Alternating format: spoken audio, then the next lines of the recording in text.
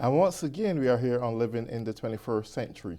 Joining me today is Dr. Julius Wayne Dudley, former professor, someone who I would love to think of as a champion of education, and certainly a true son of the soil. Dr. Dudley, it's a pleasure to have you here on this show. The pleasure is all mine, and I'm looking forward to Sure. this program. Nice. Well, I don't even begin to know how to start asking you questions. You are so rich in history. You have done a lot here in America. You have experienced marching with Martin Luther King Jr.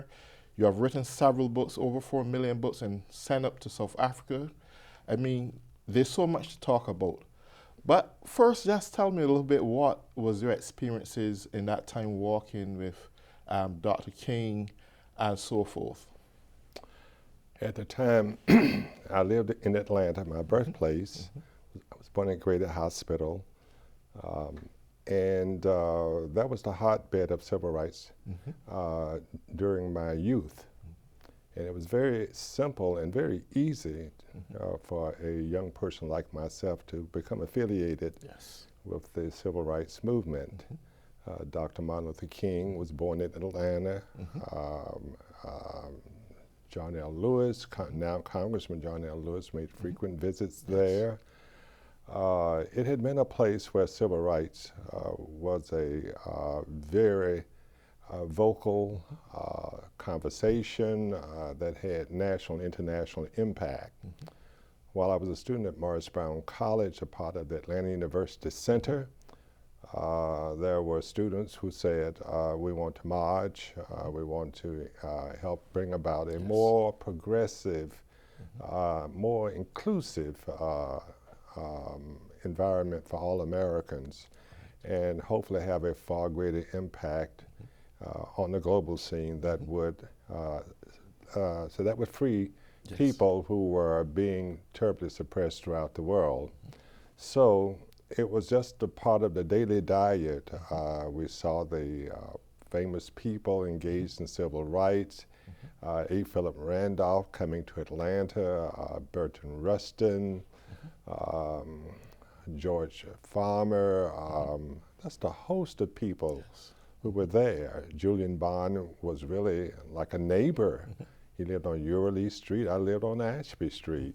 So when Dr. King said, let's march downtown to protest what the state legislature is doing to Julian Bond, they would not seat him because he had spoken out against the war in Vietnam.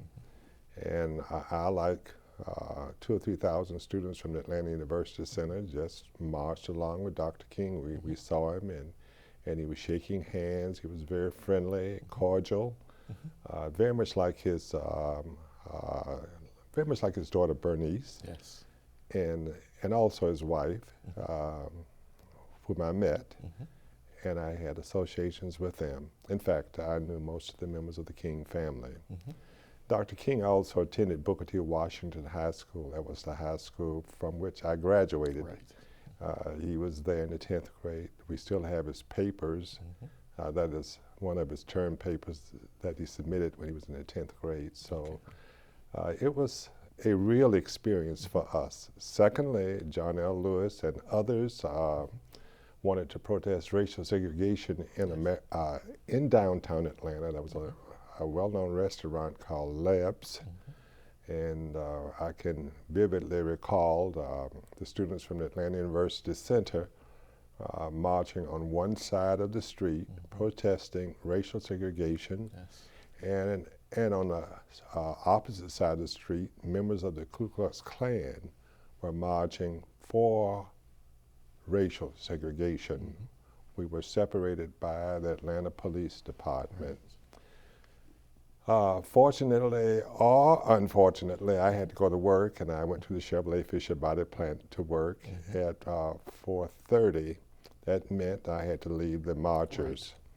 When I returned to Morris Brown the next morning, I found out that over half the students had been jailed. Wow. And all the classes at Morris Brown were canceled. I said, oh my God, I could have been jailed too. Well, that was a far greater treat waiting for me that I never anticipated Yes. when J. Edgar Hoover took a special interest in me. I can say more. One of the things I want to ask you, since you mentioned a little bit about the KKK marching, you would have mentioned here that your family wants to lease, rent from some member who are a part of the KKK. What was your Yes, experiences on that? It was a very interesting, colorful experience. Interesting because my dad had been employed as a chauffeur by the Roper Austell family. They had been the leaders of the Georgia Klan. And my father knew them well. They admired him. They thought he was a very handsome young man. And they took a special interest in him. That was colorful because at that time it was thought that if you were a member of the Klan, you didn't like black people around you. Right. But they had certain trusted people, and my father was apparently trusted by them, even in their most personal engagements. Yes. Not all engagements, but most. Yes. And I came from, as you know, I came from a working class background. My father could not actively support a large family. Right. I'm the eldest of 9 children.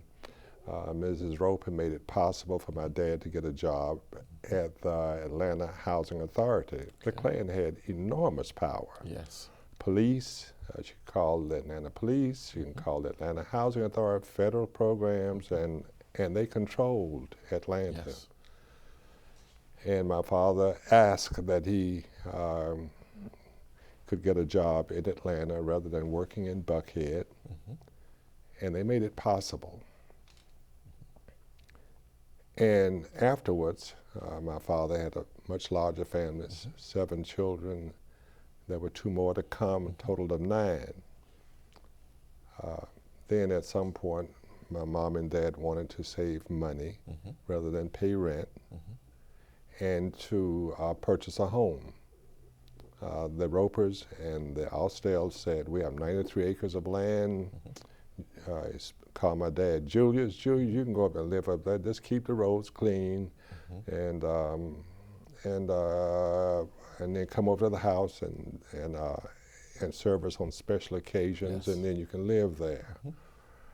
And my parents bought into this scheme, and it was working very well until some of the local Klansmen did not get the email or the message that you had a black family living in a neighborhood that was overwhelmingly white, overwhelmingly in the wooded area, and that children had to go to school, so we had to walk about 3 miles, 3 to 4 miles from the schools designated for black children to our home setting. That meant walking through a large breadth of woods on a dirt road. What was the most unfortunate part about it was that 2 of the individuals who did not get the memo from the top Klan leadership, black children would be walking through the area. 2 of the fellows, young men in their late 20s, took their penises out and encouraged my little sister, then about 8 years old, and my brother, about 10, and another one, a brother about 4, to get in the car. And I was devastated, and I had to pull them back and said, you know, those men are not nice men. There's something wrong with them. They're nasty. And my parents had authorized me as the oldest to take charge, and the children younger than I followed my lead, and fortunately we made it home. They wanted to know where we lived. And now looking back over that situation, this was during the time of the Emmett Till murder. Racial tensions were very high. Right. The Brown versus Board of Education, well, a ruling in favor of a ruling in favor that got rid of the separate but equal doctrine. Right. Southern white resistance and anger. It was a very difficult, miserable time in which to live. Subsequently, my parents, especially my mother, said, Julius, we got to move away from this place. This is too dangerous for our children. Right. And if it means going back to Atlanta where it was safer and a self-contained black community, it was a better situation. Gradually we made the transition back to Atlanta, which was a good thing. And we learned what rural poverty was all about in Smyrna, now a bedroom community of Atlanta, a very rural, very racist community that had lynched Leo Frank, who was a businessman, a Jewish businessman from New York, and that he was lynched. Anyone who knows anything about Cobb County and Smyrna, this was the place where this Jewish fella was lynched. It made national news, international news. Needless to say, I grew up in the South when segregation was the order of the day. It was the constitutional rules that's governing our society, born in 1944. It wasn't until 1954 that the Brown Board of Education ruling took place. And even then, the laws were not vigorously enforced.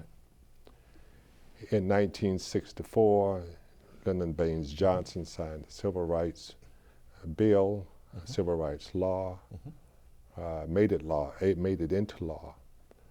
And I guess at that point I was quasi-free. The Voting Rights Act of '65. All of these incidents took place during my lifetime, and at times I felt like I was sitting on the front row watching much of this take place, and at times taking a proactive stance, engaging in voter registration, marching in the civil rights movements, and just taking a more proactive stance. In so many ways, my life was a mere extension of the civil rights movement to bring about inclusion, to recognize the rights of all people. And I felt like education was a civil rights. Booker T. Washington had said that education represented the second emancipation of black Americans. And in many ways, education, from my perspective, as a participant in the civil rights movement, meant that all people should enjoy a better education. Absolutely. Consequently, knowing that my father lived in the rural South, never had the opportunity to read or write, or to be taught how to read or write, I knew that in many parts of Africa, this was also true. There were people in South Africa, classmate of mine, now Bishop McKinley Young of the AME Church, classmate, told me that there were people in South Africa, students, not only students but adults, who needed books. And so when I was at Salem State College, now Salem State University, I organized a book project starting with the history department, and then we reached out to the larger community of Salem, later to Boston, and throughout the Commonwealth of Massachusetts. And I want to thank the people of Newton for making substantial book contributions to this project. Nice. I'm sure they pulled together at least 30 or 40,000 books. Wow, that's great. Over a period of 10 years. Nice. And there were other communities in Massachusetts that made substantial contributions in Marblehead. I can name several individuals, young people. And what was so good about it was that it was an interracial effort. Yes. Young people from all stations of life, from the very poor at Madison Park High School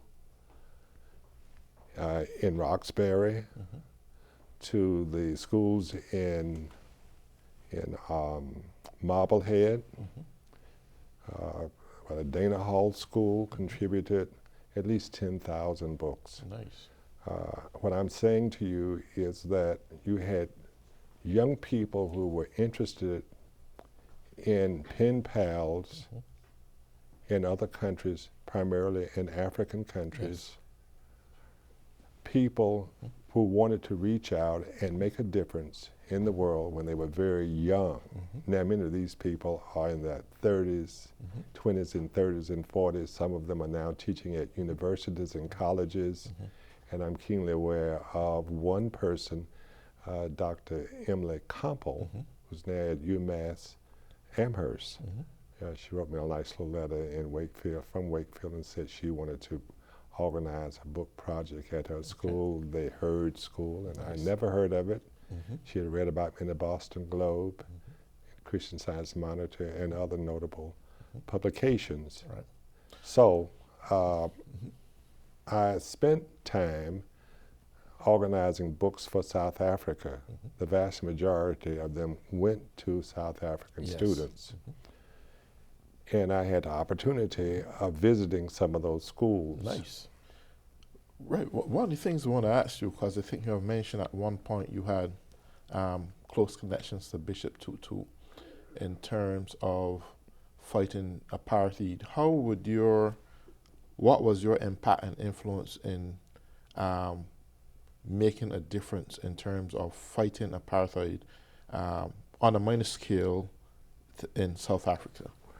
When I arrived in Boston in 1984, I joined the Trans-Africa movement and the divestment movement that took place in Boston, Greater Boston. Yes. And so I was very active in that movement, and I knew several individuals who had protested racial apartheid in South Africa. Dr. Charles Willey, a professor at Harvard, he was one of my professors, and a host of other people. It was just the right thing to do. Yes. It was the moral, ethical thing to do. And that's the way I saw it, and that's the way I felt. And I was willing to spend my own money to make it happen, as I did with the book project, spending over $100,000 of my own money and working,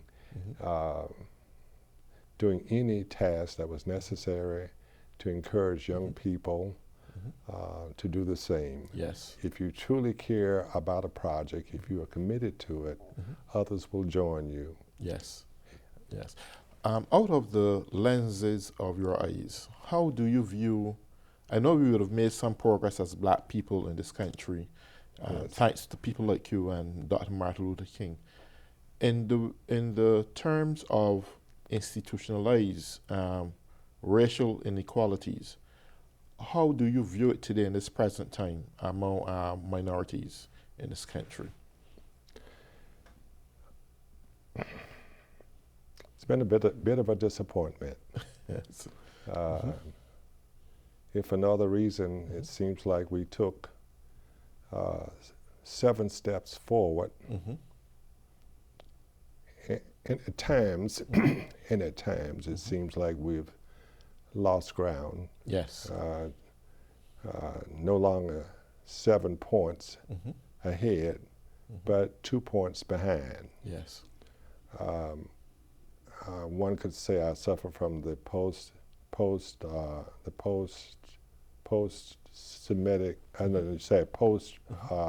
impact of the Jim Crow years, you know, suffering from the Jim Crow trauma. Right.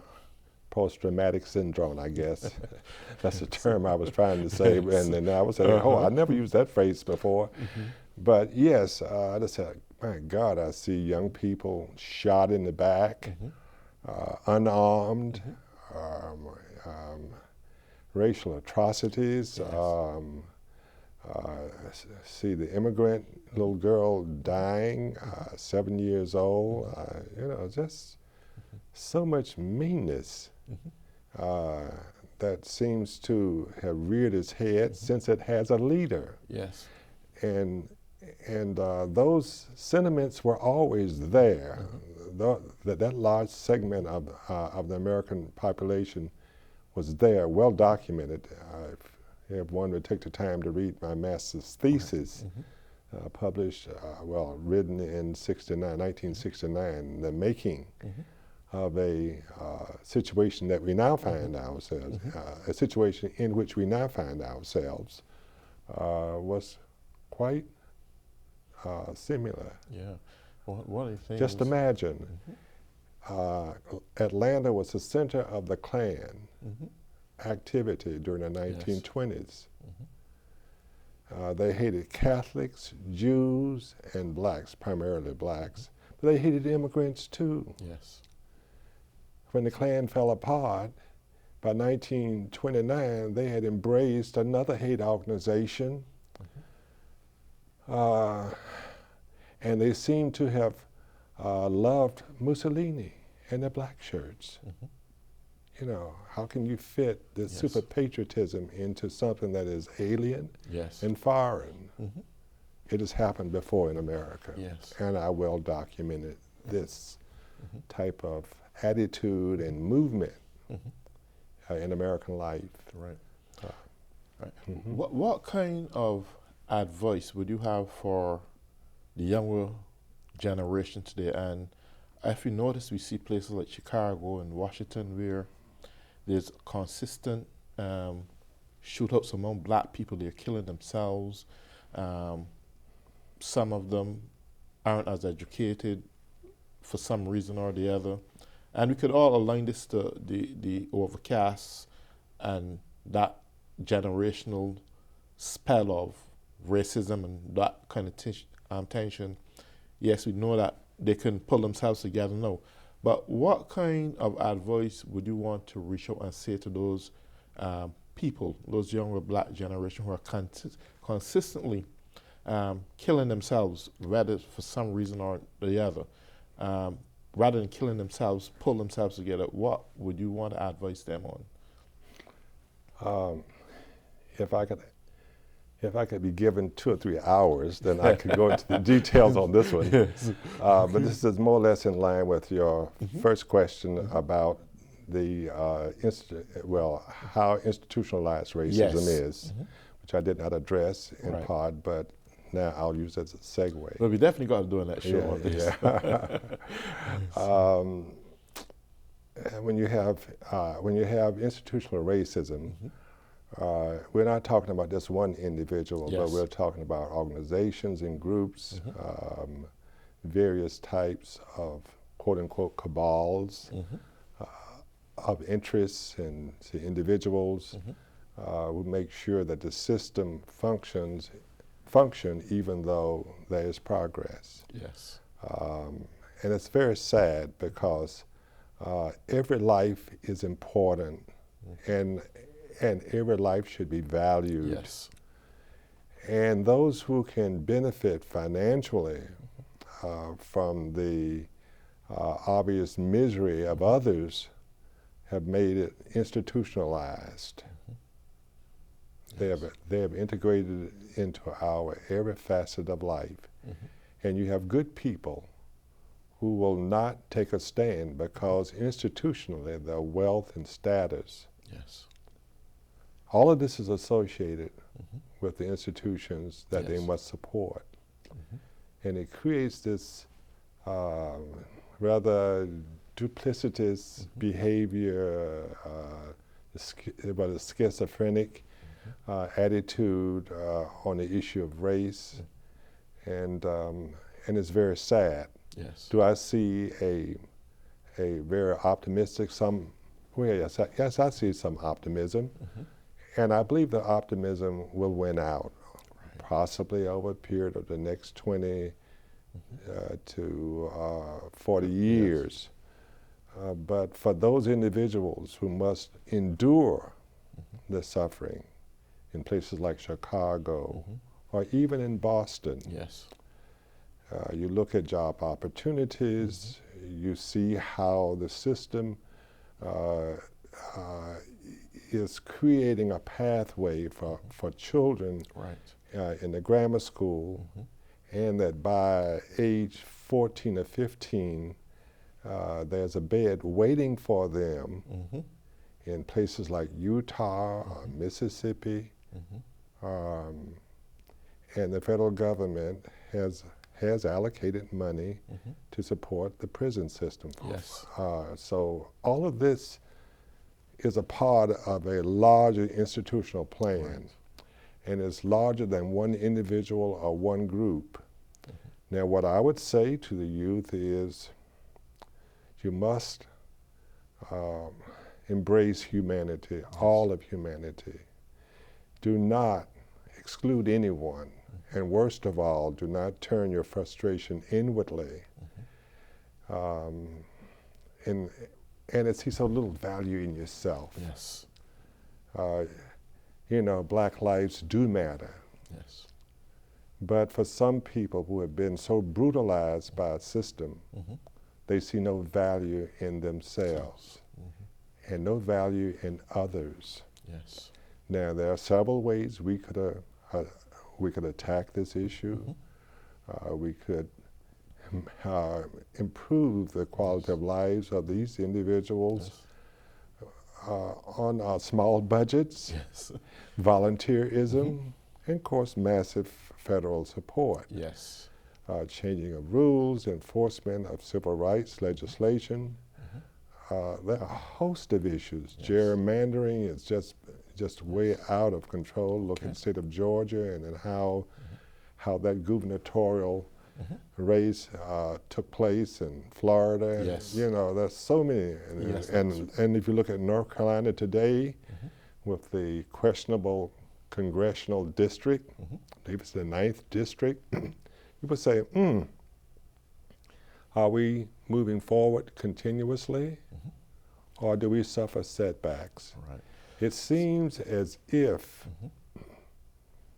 when there is a positive reaction and a positive step, then those reactionary forces will try to gain ground. Yes. And Dr. Dudley, we have reached the last minute into our program, and certainly we have to come back again. Glad to do so. But it's a pleasure having you. And to all those at home who have been viewing this show, I want to say thank you very much, and tune in once more. Bye-bye.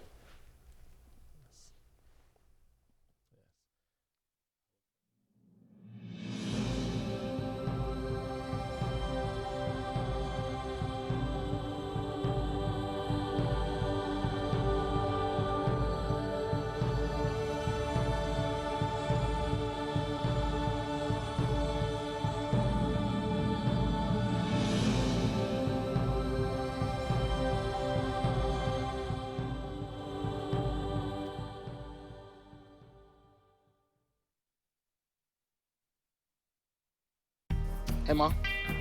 I got the job. You've got the job. Welcome aboard. I've got a job to do today. Have a good first day at work, Mom. Donate to Goodwill. Help provide job training in your community. Welcome to Understood.org, a free online resource for parents of kids with learning and attention issues, with personalized recommendations, tools, and expert advice.